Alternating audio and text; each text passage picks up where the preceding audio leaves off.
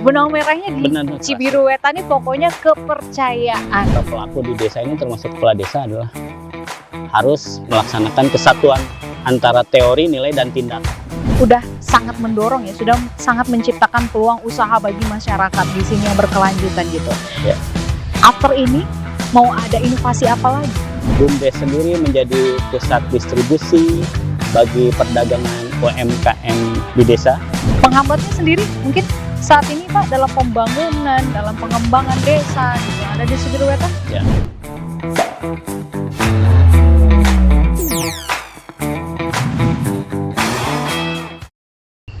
Halo teman desa, jumpa lagi sama Nuka Zita di sini. Pastinya dalam podcast Teras Desa untuk maju, mandiri, dan sejahtera. Gimana kabarnya? Mudah-mudahan selalu baik dan juga semangat ya. Kita balik lagi, masih mau membahas tentang P3PD, Program Penguatan Pemerintah dan Pembangunan Desa.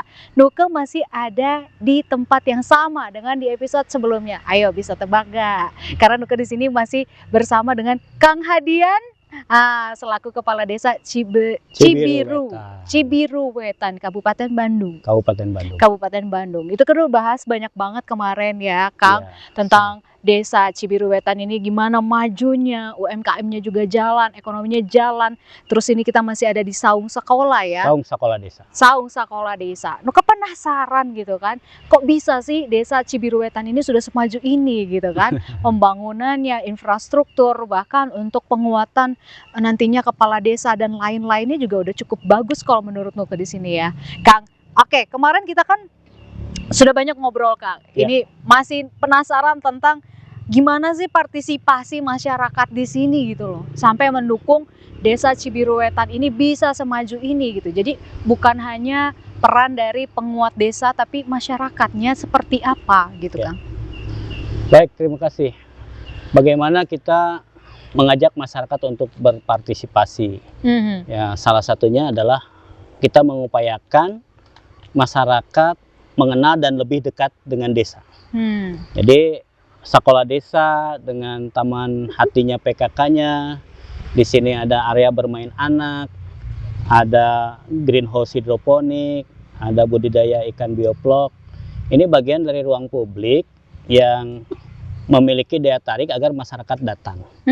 Nah, setelah datang kan mereka lebih mengenal desanya, Betul. tahu aktivitas keseharian berdesa. Sehingga melalui media-media yang dimiliki oleh desa, baik itu web desa dalam rangka keterbukaan informasi publik, ada aplikasi Simpel Desa, Balai Desa, kemudian juga Facebook, IG, dan lain-lain. Itu masyarakat melihat dan bisa mengukur seperti apa aktivitas berdesa. Dan seiring lahirnya kepercayaan masyarakat, kami melakukan uji coba. Bagaimana ketika musyawarah-musyawarah desa, undangan yang disebar tingkat kehadirannya seperti apa? Bagaimana ketika ajakan kita bergotong royong, respon masyarakat seperti apa? Bahkan yang luar biasa adalah ketika kami mencoba mengajak masyarakat untuk berurunan membeli ambulan desa. Itu alhamdulillah bisa diwujudkan dengan melalui iuran masyarakat tanpa membebani dana-dana desa yang bersumber dari transfer, baik itu dana desa maupun alokasi dana desa. Jadi ukurannya itu. Kemudian aktivitas-aktivitas berdesa seperti peringatan hari besar keagamaan, peringatan hari besar nasional, kemudian agenda Milangkala Desa, masyarakat tumpah ruah, pembangunan di wilayah, gotong royong masih tumbuh, kemudian aktivitas seni budaya, keagamaan juga masih berlangsung secara kolektif. Saya kira itulah wujud partisipasi masyarakat seiring trust tadi. Kuncinya tetap trust ya. Benang merahnya di Cibiruwetan ini pokoknya kepercayaan. Ya. Dari kepercayaan tuh bisa tumbuh ekonomi yang baik, ya kan Pak ya, kesehatan yang baik. Seperti tadi masyarakat juga berpartisipasinya sudah oke banget gitu kan. Bahkan mereka mau ya Pak mengeluarkan dana untuk membantu. Iya, kayak gitu, keren banget loh. Ini teman desa bisa menjadi salah satu desa yang mungkin nantinya bisa jadi desa juara ini ya Pak. Kan pembangunan-pembangunan seperti gang, masjid itu nggak ada yang diusulkan ke desa. Semua selesai melalui kerja gotong royong. Masyarakat setempatnya sendiri Setempatnya membangun, sendiri. ya itu berarti kan kesadaran diri Kesadaran, sendiri ya iya. Pak ya, tanpa harus Bapak sebagai kepala desa, ayo gitu, bangun desa kita nih, gitu. Tidak Karena harus. trust itu tadi, jadi Karena memberi contoh aja iya kita. itu tadi memang benang merahnya udah pokoknya kepercayaan deh gitu kan, semua Iya. kalau udah kepercayaan tuh bagus kayaknya, ini udah jadi Jadi contoh kalau banget. untuk partisipasi ada 3 hal yang harus jadi komitmen dan kami jalankan ya. Yang pertama adalah menegakkan kontrol publik. Jadi masyarakat diberi ruang untuk memplototi kerja-kerja desa. Kemudian yang kedua adalah hormati hak rakyat dalam pembangunan. Hormati hak rakyat dalam pembangunan. Iya, dia mengusulkan, menjadi pengelola, mengawasi itu hak rakyat. Betul. Dan yang ketiga, para pelaku di desa ini termasuk kepala desa adalah harus melaksanakan kesatuan antara teori, nilai, dan tindakan. Ya. Jadi jangan hanya Teori aja mengungkapkan gitu, Pak. Iya, betul. Retorika, betul. tapi dia tidak melakukan. Prakteknya Maka semua nol harus gitu memberi ya. Jangan Itu- kita kebanyakan. Itu kunci untuk menggerakkan partisipasi masyarakat. Betul, betul. 3 hal tadi kalau di Cibiruetan.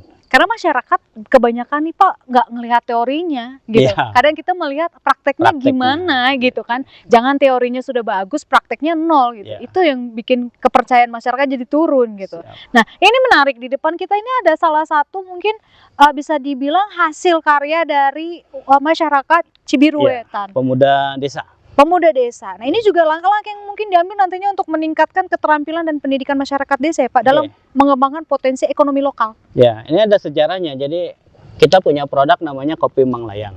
Manglayang, kopi Iya. Manglayang. Kopi Manglayang ini menjadi salah satu unggulan kopi di Kabupaten Bandung. Nah, Baik, dia ditanam di Gunung Manglayang Manglayang. di dalam area perhutanan sosial. Hmm. Jadi kita mulai menggeser, mengawal hak masyarakat ini untuk mengambil bagian mengelola tanah tempat tinggalnya, khususnya hutan pangkuan desa yang dulunya dikelola oleh perhutani, kemudian kita ajukan dalam konsep perhutanan sosial dan diberikan kepada masyarakat. Akhirnya dari 202 hektar ini 102 ditanami kopi. Dan Ini, sekarang kopi jadi ini kopi Manglayang, itu ditanam oleh petani-petani sekitar. Dan atas potensi itu Cibiruetan mulai melatih barista, kemudian mengajarkan bagaimana merosting, dan sekarang mereka sudah berproduksi. Dan setelah produksi juga ada kewajiban desa untuk membantu pemasaran mereka. Nah, bagaimana tuh Pak? Makanya di sini ada kedai kopi Manglayang, Oh iya. kemudian ada ngopi di kebun, Ngopi di dan kebun. kita promosikan ini di grosir desa online, di balai desa online, itu untuk ikut serta memasarkan di jejaring yang lebih luas. Jadi bisa dibeli nggak Pak? Misalkan yang bukan masyarakat Cibiruetan, kayak tentu Nuke nih bisa. misalkan ya Nanti kan? Banuko bisa. Kalau untuk Banuko mungkin nanti untuk dibantu dipromosikan, Boleh. boleh lah. Abis ini kita promosikan.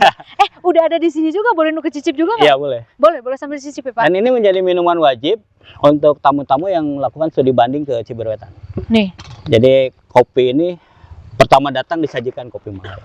gitu kan kayak orang yang suka ngopi itu kalau mau minum kopi di Ya. cium dulu aromanya gitu. Mungkin aku boleh coba Pak? Boleh, silakan. Kita coba. Wanginya khas. Iya ya. Nggak strong banget kayak kopi pada biasanya sih ya Pak ya. Diminum tanpa gula kayak gini pun masih bisa aku terima sebagai aku nih punya asam lambung gitu. Tapi kayaknya masih nggak begitu light. Soalnya gitu. nggak berdampak ke asam lambung kalau kopi asli ya. Iya. Menarik sih. Agak beda loh teman desa, maksudnya bukan kayak kopi yang biasanya. Oke, ini salah satu juga. Selain kopi mungkin ada yang lain?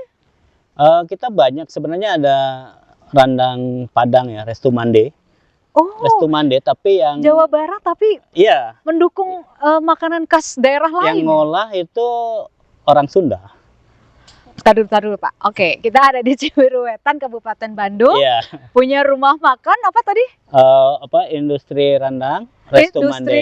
Rendang Resto Mande. Iya. Itu makanan khas orang Sumatera Barat. Sumatera Barat. Padang. Dibuatnya oleh orang Sunda. Oleh orang Sunda. Menarik nih. Nanti kapan-kapan kita harus Tapi coba. sudah ke luar negeri. Wah, luar biasa. Dan itu juara 1 UMKM Jawa Barat. Sudah ke Taiwan, ke Uni Emirat Arab. Kalau untuk Malaysia, sekitar Bandung, dan pejabat-pejabat daerah sekarang sudah mulai ketagihan. Dan yang sayang banget ya Pak, kami nggak ada. Kalau berbahagia, ada, bisa coba. kami berbahagia itu orang Sumatera Barat yang ke Cibiruetan dia tidak komplain. Karena rasanya mungkin Karena otentik ya. rasanya identik dan dia cukup berbahagia bahwa cita rasa Padang itu bisa dikembangkan di Cibiruetan bahkan mendunia, katanya gitu. Iya, maksudnya nggak ada diskriminasi. Ini Nggak kan ada. Cibiruetan kan di Jawa Barat gitu. Iya. Tapi yang mendunia yang diproduksi oleh warga di sini malah makanan khas Sumatera Barat Iya. gitu kan. Berarti toleransinya cukup tinggi. Dan itu gitu. mempekerjakan 40 orang loh. Wah, luar biasa. Jadi selain kopi, rendang, sayang banget rendangnya nggak ada ya Pak Ari. Ya.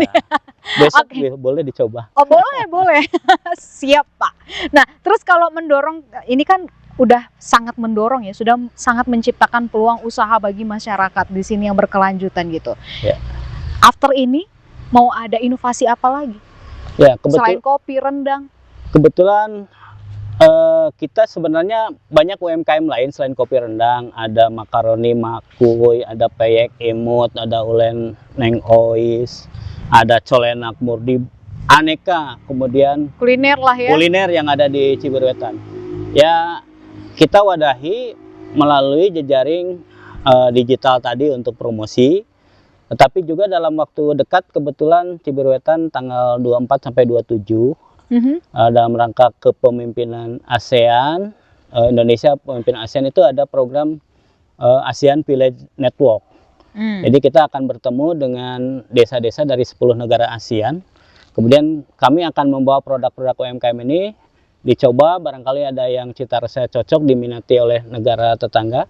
Nanti kita akan menghubungkan antar BUMDes dengan pihak-pihak dari sana, termasuk ada lembaga donor yang mungkin nanti akan memfasilitasi proses ini.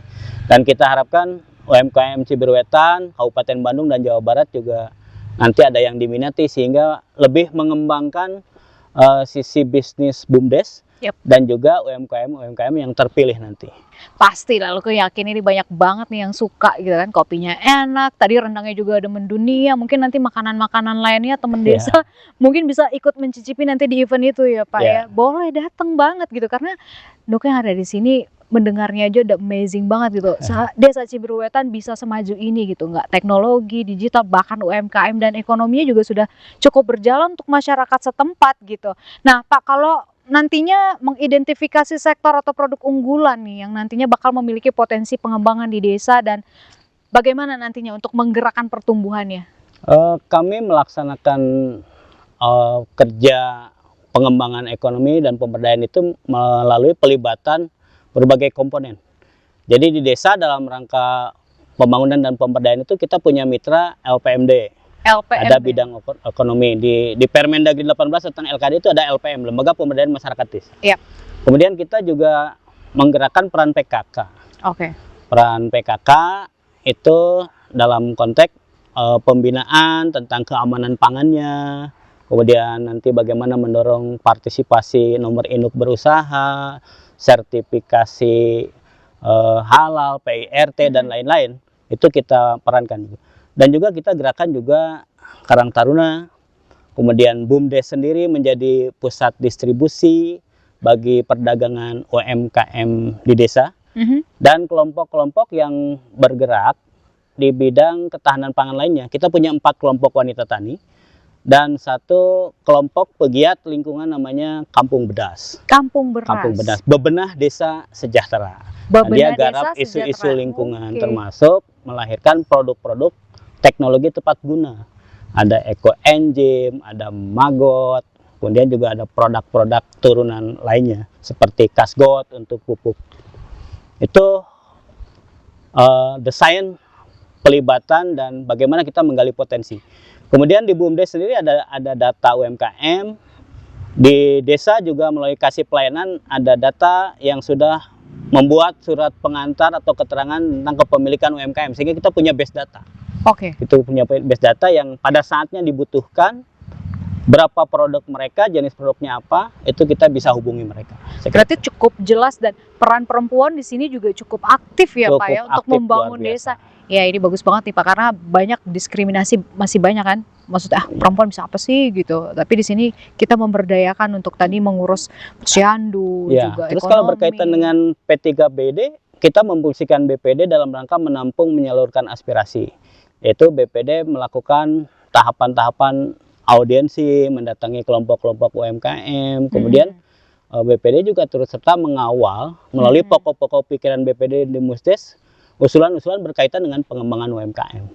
Jadi kita wadahi semua kelompok, semua unsur untuk menjadi bagian dari memajukan Desa Cibiru Wetan sesuai agar mencapai visi sesuai yang kita harapkan.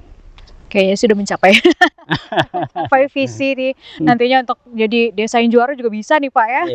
Oke, kita beralih ke topik yang lainnya nih Pak, gitu kan, langkah-langkah yang diperlukan nantinya juga mungkin menunjang infrastruktur ya, dasar seperti listrik, terus juga air bersih nih yang terpenting juga, terus jalanan yang mungkin masih banyak yang rusak atau seperti apa, dan transportasi umum di desa ini, karena kan kalau kita bisa lihat transportasi umum ini masih kurang, masyarakat mungkin masih susah untuk menggapai, mau tidak mau kayaknya harus punya kendaraan pribadi. Adakah nantinya transportasi umum di sini yang mungkin bisa digunakan beramai-ramai di warga Desa Cibiru Wetan? Ya, baik, untuk membangun infrastruktur kan kita laksanakan sesuai kewenangan desa. Lalu kalau berkaitan dengan sarana prasarana jalan, kita memilah mana jalan yang merupakan kewenangan kabupaten, kewenangan provinsi, kewenangan nasional. Kalau berkaitan dengan sarana irigasi itu rata-rata kewenangan pemerintah kabupaten. Kemudian kalau jalan, di sini ada sebagian jalan desa, jalan lingkungan. Nah, kalau jalan desa itu diintervensi dari anggaran desa yang bersumber dari dana desa. Kemudian kalau jalan kabupaten itu oleh anggaran pendapatan belanja daerah ya, dalam melalui dinas PU.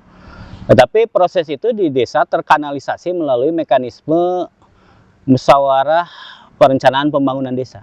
Jadi ada RKPDes yang khusus untuk pembangunan yang dibiayai oleh desa, ada DURKP untuk diajukan ke Musrenbang kecamatan, kemudian nanti menjadi tanggung jawab pembiayaan pemerintah daerah, seperti bangun SMP, bangun SD, kalau SMA provinsi, kemudian kalau jalan-jalan penghubungan antar desa itu urusan pemerintah daerah.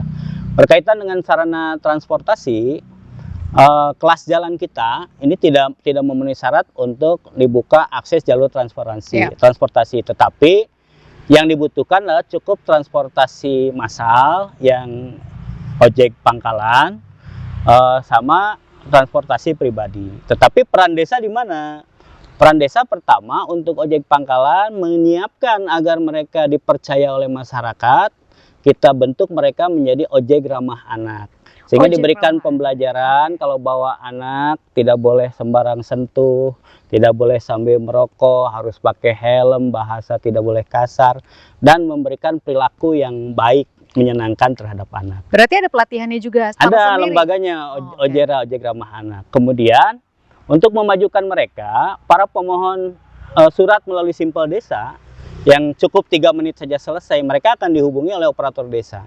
Ketika surat sudah jadi, apakah mereka akan mengambil ke desa sendiri atau minta diantarkan? Nah, kalau minta diantarkan dibantu oleh ojek, nanti dia semacam dapat order. Dan di aplikasi Balai Desa tertera daftar pengemudi objek, sehingga pemohon masyarakat bisa memilih siapa drivernya, driver yang terpilih oleh mereka. Tapi kita tidak ganggu transaksinya. Termasuk mappingnya adalah urusan mereka. Tapi kita membantu untuk mendapatkan tukang-tukang ojek terpilih gitu. Dan kita pastikan mereka juga diberi kemudahan. Saya tidak menarik retribusi kepada tukang ojek di pangkalan-pangkalan ini untuk iuran ke desa. Yang penting mereka menjadi bagian dari proses itu. Tetapi bicara tentang infrastruktur, bukan hanya tadi. Kita juga membangun infrastruktur jejaring. Daya saing digital masyarakat perlu diperkuat. Kita tidak boleh ada blank spot, sehingga kita bangun tower internet 2 di kantor desa dan di Batu Kuda. Kemudian tidak itu saja, dalam rangka menguatkan pilihan masyarakat untuk memperoleh layanan internet di era digital, BUMDes kita sudah punya internet service provider. Jadi kita sudah melayani pelanggan bersaing dengan produk-produk global. Jadi masuk Cibiru Wetan, mau pilih yang dari merek Anu, pulsa dari mana, atau kerjasama dengan BUMDes. Dan itu per bulan omsetnya 45 sampai 50 juta untuk proses itu. Oke Pak, menarik sekali gitu ya, karena di sini cukup detail gitu, di Cibiru Wetan ini semua diperhatikan, sampai ojek aja tadi ada yang ramah anak, dan harus ada pelatihan itu sebelumnya ya Pak, jadi dia tahu Data-datanya juga kita pegang, jadi nggak Ya. sembarangan ya, walaupun nanti dia ngambil penumpang, kita bisa lacak itu. Nah, oke, ini balik lagi kalau mengembangkan jaringan kerjasama nih, bukan hanya antar masyarakat desa, tapi juga dengan pemerintah, ada juga lembaga non pemerintah, Kang, dan sektor swasta.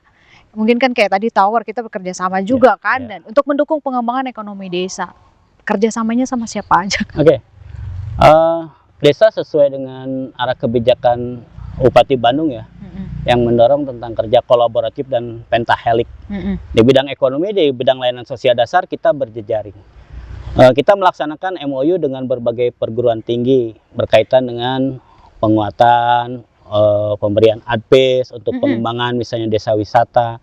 Bahkan untuk penanganan stunting kita kerjasama juga dengan donor, dengan Poltekesos, kita dengan Tanoto Foundation, Ibu Foundation, Poltekesos, TB Care Asia, kita berjejaring. Bahkan saat ini Cibiru Wetan kebanjiran mahasiswa yang KKN termasuk di hadapan kita, banyak juga dari Universitas Asia, kemudian ada juga mahasiswa yang magang dari UI, dari IPB, kemudian dari UIN melaksanakan live in dari ekip. Nah, dengan swasta kita bekerja sama dengan pengusaha-pengusaha lokal. Misalnya untuk isu penguatan posyandu, ada retail yang mengambil lokus posyandu tertentu, dia bantu setiap bulan untuk bantuan PMT. Kemudian ada praktek-praktek dokter. Belum lagi kerjasama dengan dinas instansi atau instansi sektoral tingkat kabupaten. Mereka kalau memiliki program-program unggulan, banyak yang menawarkan untuk diuji coba di desa ini. Oh iya. Saya kira sebagai aspek, contoh ya jadinya ya. Membangun jejaring, kerjasama dengan lintas sektor, termasuk dengan masyarakat politik. Itu para dia. anggota DPR RI, DPRD banyak yang menawarkan aspirasinya. Jadi, apalagi ini tahun politik ya, nih makanya ya Pak. Cibiru Wetan infrastruktur selesai kalau mengandalkan APBD ya nggak akan kuat. Tapi dengan berjejaring banyak hal yang dibantu oleh sektor lain, saya kira itu. Komunikasi yang baik. Komunikasi. Ya? Komunikasi yang baik di desa Cibiru Wetan ini kalau lihat memang udah cukup oke, gitu ya Pak. Kalau faktor penghambatnya sendiri mungkin saat ini Pak dalam pembangunan, dalam pengembangan desa gitu yang ada di Cibiru Wetan? Ya. Kita merasakan hambatan itu kadang-kadang juga berasal dari masyarakat. Kita kan kulturnya desa urban dengan heterogenitas asal, kemudian karakter, profesi yang bermacam-macam, waktu untuk beraktivitas di desa juga sulit. Problemnya adalah kita harus terus berjuang untuk meningkatkan kesadaran mereka pada hak-haknya dan kewajibannya. Jadi bukan, saya kira bukan suatu hambatan tapi tantangan agar di tengah keterbatasannya mereka tetap bisa mengambil bagian dari proses. Contoh misalnya, desa punya aplikasi itu belum tentu menyelesaikan masalah. Iya. Tapi masalah berikutnya adalah bagaimana kita memahamkan masyarakat agar menggunakan aplikasi itu. Karena selama ini masyarakat seringkali menggunakan gadgetnya untuk hal-hal yang lain. Gitu. Jadi kita harus terus mensosialisasikan, terus melayani dan mendatangi mereka. Itu hambatannya yang kita rasakan. Hambatannya berarti juga perlu ada peningkatan dari aparatur desanya untuk meyakinkan, untuk memberi penjelasan lagi. Ya, gitu, perlu kerja keras, perlu komitmen. Komunikasi lagi yang dua arah. Baik gitu dari aparatur desa ini loh yang kita mau, apalagi kan mungkin Pak nggak semuanya masih melek teknologi mungkin. Warga-warga di desa itu cukup sulit gak sih mengajarkan mereka menggunakan kita aplikasi? Sebenarnya mengajak kawan-kawan dari BPD, LPM, TKK, Posyandu, Karangtaruna, BUMDes untuk konsisten menjalankan spirit perubahan ini. Baik. Karena masyarakat mungkin merasakan ada perubahan paradigma yang memang cukup drastis. Kecepatan lari perubahan ini kita ajak dan masyarakat sendiri mungkin belum terbiasa. Tetapi seiring waktu, saat ini memasuki tahun keempat, amanah yang dipercayakan kepada saya, alhamdulillah Cibiru Wetan masih on the track mendapatkan support yang luar biasa dari masyarakat. Oke, berarti itu salah satu peningkatan kapasitas ya Pak, aparatur desa khususnya dalam melayani masyarakat desa Cibiru Wetan itu ya, memberikan pelayanan yang cukup baik untuk masyarakat bisa memahami dengan baik gitu loh, visi misi Cibiruwetan nih? Kalau di ranah peningkatan kapasitasnya kan itu adalah ranah komitmen yang harus dikuatkan dan juga skill. Itu tadi skill. Ya. Mungkin dari aparatur desanya dulu, terus ke masyarakatnya diberi pelatihan juga, bisa jadi kayak gitu ya Pak ya. Oke, terakhir, Noko mau tanya tentang prestasi-prestasi apa aja sih yang udah didapatkan dari desa Cibiruwetan. Selain tadi kita udah punya UMKM yang maju, ini udah ada hasilnya, kopi bahkan rendang juga sudah mendunia nih. Prestasi apa lagi Pak yang sudah dimiliki nih Pak? Pertama kalinya Cibiruwetan meraih anugerah Desa Peduli Pendidikan Terbaik tingkat nasional. Wih, ini luar dari biasa. UNICEF dan Kementerian Desa. Berarti diakui juga di mancanegara sudah ya. Karena peduli pendidikan ya tadi. Yang kedua, kita meraih anugerah Keterbukaan Informasi Publik tingkat nasional dari Bakti Kominfo dan Kemendes. Kemudian yang ketiga, dari BP POM kita mendapatkan anugerah Desa Aman Pangan tingkat nasional. Aman Pangan, tadi kan udah ada juga banyak tuh peran ibu-ibu, ya kan. Terus yang kelima, kader keamanan pangan 10 besar terbaik tingkat nasional. Luar biasa. Prestasinya kayaknya banyak banget ya. Juara lomba desa tingkat kecamatan, kabupaten, provinsi dan regional 2 tingkat nasional. Kemudian desa anti korupsi kategori istimewa. Itu luar biasa sih. Desa 1 terbaik. Kemudian anugerah Emonep dari Kominfo Jabar. Kemudian 20 besar inovasi terbaik Jabar. Kemudian juga ada Desa Sadar Hukum. Desa Sadar Hukum. Desa Sadar Hukum. Kemudian kita juga meraih juara Bulan Bakti Gotong Royong. Juara Posyandu. Banyak. Kemudian juara Posyantek tingkat kabupaten dan provinsi. Dan terakhir kemarin kita dinobatkan sebagai Desa Pancasila juga. Oke. Itu kayaknya kalau di total jumlah kita ada 17 prestasi yang diraih dalam 4 tahun ini atas kerja kolektif semua pihak. Wah, luar biasa Pak untuk Desa Cibiruwetan. Mudah-mudahan prestasinya nanti ke depannya makin banyak dan bisa menjadi salah satu desa contoh ya di seluruh Indonesia yang bagaimana sih desa ini bisa maju gitu, karena selama ini kan mungkin pandangan banyak orang desa itu keterbelakangan ya kan, tidak maju UMKM-nya. Tapi dengan kita menyaksikan episode kali ini kita bisa lihat kalau desa itu bisa maju, program P3PD di sini juga bisa berjalan dengan baik ya Pak ya gitu kan. UMKM, ekonomi semuanya berjalan lancar sampai kesehatan, infrastruktur luar biasa. Prestasinya juga sudah banyak. Kang Hadian Supriyatno, terima kasih banyak. Kita sudah ngobrol banyak banget dan amazed banget dengan Desa Cibiruwetan ini gitu kan. Kang Hadian ini sebagai Kepala Desa Cibiruwetan sudah sukses membawa nama Cibiruwetan baik. Pastinya kerjasama antar masyarakat di sini dan juga aparatur desa yang cukup baik juga tadi ya Pak. Makasih banyak ya. Sama-sama. Mudah-mudahan nanti kita bisa ketemu lagi ya Kang ya. Kita bisa berbincang lagi, siapa tahu berapa bulan ke depan Cibiruwetan udah banyak lagi prestasinya. Kang, makasih. Sama-sama, terima kasih. Dan teman desa, sekian episode kali ini di podcast Teras Desa. Jangan lupa terus saksikan podcast Teras Desa di channel Teras Bersama. Jangan lupa di subscribe, di komen, di like juga.